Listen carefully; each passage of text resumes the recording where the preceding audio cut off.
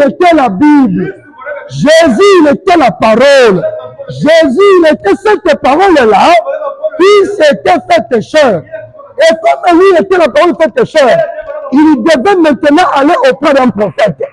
Pour que ce prophète puisse lui introduire et le présenter au monde. Voici l'agneau de Dieu qui ôte le péché du monde. Et celui qui devait faire ça, c'était le prophète. C'est le travail du prophète. Ce n'est pas le travail de vous et moi. C'est pourquoi on ne ramène jamais le prophète avec la Bible.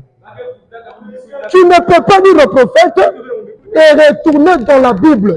Le prophète, il est la Bible interprétée.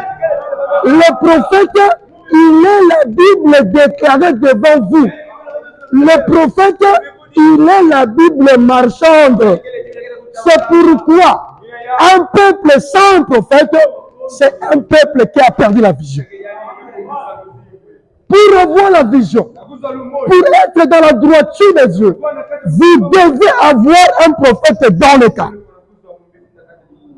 Si tu vois un peuple, il marche et qu'il n'a pas un prophète, c'est déjà un peuple qui est aveuglé. Sortez du milieu de mon peuple.